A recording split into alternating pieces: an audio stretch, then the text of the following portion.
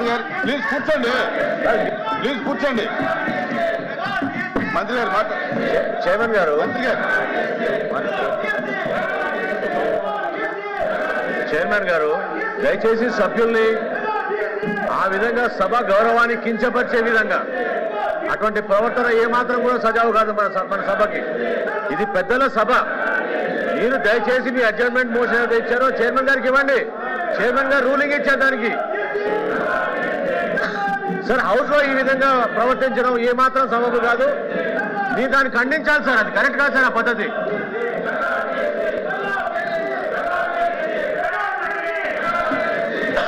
Question hour జరుగుతుంది. మీరు ఇచ్చినటువంటి వాయిదా తీర్మానం తిరస్కరించమైంది. క్వశ్చన్ అవర్ మొదలైంది. మీ క్వశ్చన్లు కూడా ఉన్నాయి. మంత్రులు సిద్ధంగా సమాధానం చెప్పడానికి ఉన్నారు. దయచేసి కూర్చోండి.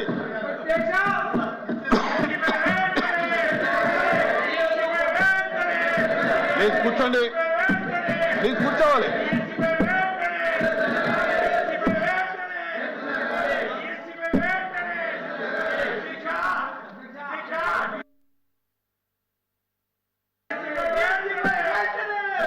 Question number 14434 civil supplies minister గారు మనోహర్ గారు.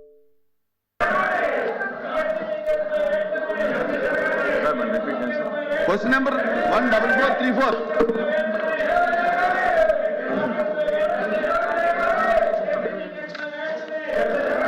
స్పీకర్ సార్, మొదటి ప్రశ్నకు సమాధానం లేదండి.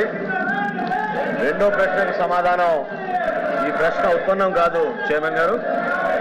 మూడో ప్రశ్నకు సమాధానం ఈ పథకాన్ని 2021 సంవత్సరంలో మొదలు పెట్టడం జరిగింది మరియు సెప్టెంబర్ 30 తారీఖు 2026 తేదీన ప్రారంభించబడుతుంది అధ్యక్ష. ఇప్పటి వరకు చేసిన ఖర్చు 385 కోట్ల అధ్యక్ష. అయితే మనందరం కూడా ఇక్కడ గమనించాల్సిన విషయం, పులివెందుల నియోజకవర్గంలో గతంలో వైఎస్ఆర్సీపీ ప్రభుత్వం ఆనాటి ముఖ్యమంత్రి ఆయన అక్కడ శాసనసభ్యుగా ఉన్నా కూడా వారి హయాంలో శాంక్షన్ అయిన ఈ వర్క్ ని కనీసం వాళ్ళు డబ్బులు కేటాయించి ఆ కార్యక్రమాన్ని పూర్తి చేసుకోలేపారు అధ్యక్ష. మా ఎన్డీఏ ప్రభుత్వ కూటమి మాత్రం స్పష్టంగా గౌరవ సభ్యులు తెలియజేయడం జరుగుతుంది అధ్యక్ష. ఎట్టి పరిస్థితుల్లో సెప్టెంబర్ 30 తారీఖు కల్లా ఈ పథకాన్ని పూర్తి స్థాయిలో ప్రారంభిస్తామని మీకు చెప్తాను అధ్యక్ష.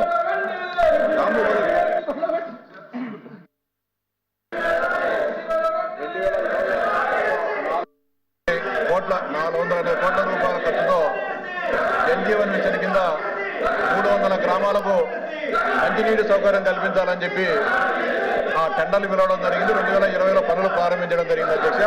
ఎక్కడైనా పనులు చేసేటప్పుడు ఆ వాటర్ స్కీమ్ సక్సెస్ కావాలంటే ఇంటేక్ వెళ్ళు ఇన్ఫిల్ట్రేషన్ వెల్స్ ను పెట్టడం జరుగుతుంది అధ్యక్ష. కానీ గతంలో 1900 sir, I request you sir, Chairman garu, that's not the way the house should be conducted, sir. House cannot be conducted like that, sir. Unruly behavior by the members. The desk దగ్గరకు వచ్చి వాళ్ళు అడ్డుకోవడం అనేది correct కాదు sir. Please bring the house to order first sir. మీరు house ని దయచేసి మీరు సజావుగా జరిగే విధంగా సహకరించమనండి. మీరు ఆ విధంగా ఇన్స్ట్రక్షన్స్ ఇవ్వండి sir. That's not the way to run the house sir. కూర్చోండి. కూర్చో సార్. సార్, సభ ముందు సజావుగా జరగాలి కదా sir. Please bring the house in to order sir. మీరు సభని ఆర్డర్లో తీసుకురండి. ముందు ప్రభుత్వం నుంచి మేము సమాధానం చెప్తున్నాం. వాళ్ళని కూర్చోమని చెప్పండి దయచేసి. మీరు ఆ విధంగా వాళ్ళకి ఇన్స్ట్రక్షన్స్ ఇవ్వండి సార్. మీరు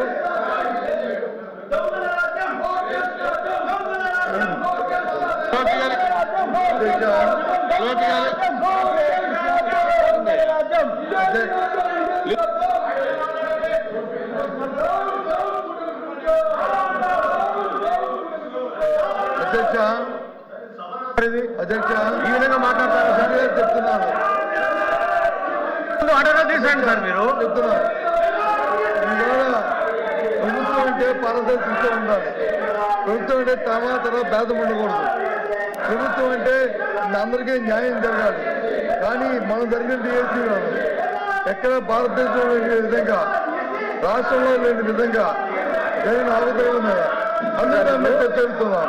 ప్రజలందరూ చూస్తున్నారు. అందరూ 3 లక్షల మంది అభ్యర్థులకి ఏ రకంగా మోసం చేసి ఏ రకంగా అమ్ముకున్నారో, ఏ రకంగా వాటి వచ్చి మార్కెట్ లో సేల్ చేస్తారు. దాని మీద సార్ మీరు ముందు హౌస్ ని ఆర్డర్లో పెట్టండి.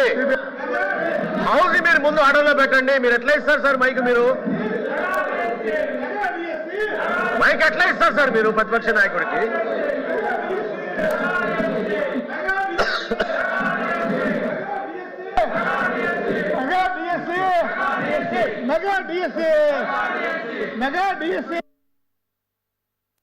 సార్ ఏం సార్ అది?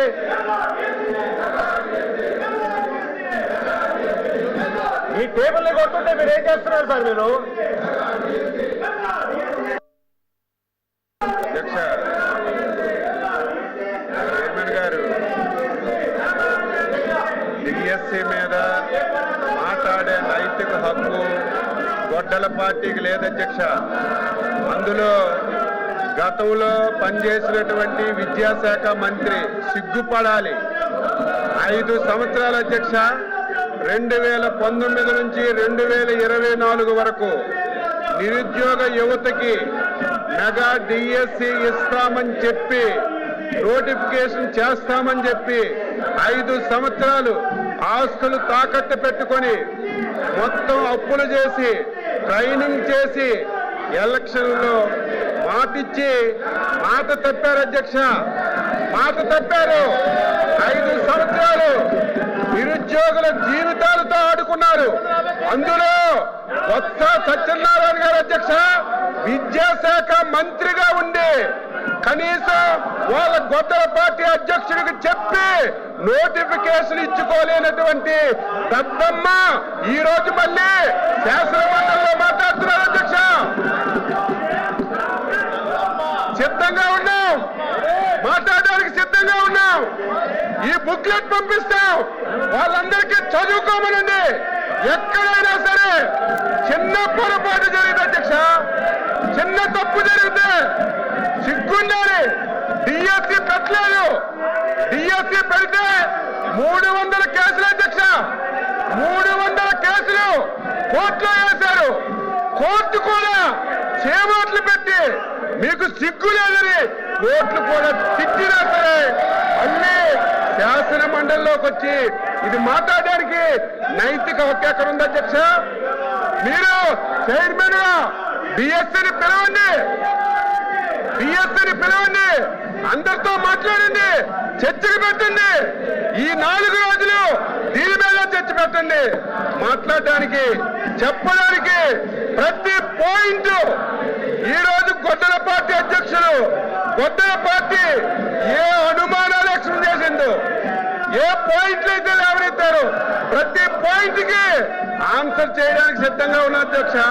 సిగ్గు లేకుండా 5 సంవత్సరాలు మోసం చేసి యువతకు దగాలు చేసి ఈ ప్రభుత్వం ఇచ్చిన మాట ప్రకారం డిఎస్సిని నిర్వహించి సకాలంలో ఉద్యోగాలు ఇచ్చాం అధ్యక్ష. సంవత్సరం అయిన తర్వాత కావాలని చెప్పి సంవత్సరం మొద్దు నిద్రలో ఉండి కావాలని చెప్పి ఈరోజు విమర్శలు చేస్తుంటే బాధ కలుగుతుంది అధ్యక్ష. ఈరోజు ఎవరైతే 5 సంవత్సరాలు కష్టపడి చదివి ఉద్యోగాలు సంపాదించారు వాళ్ళు అవమానపడితే అధ్యక్ష.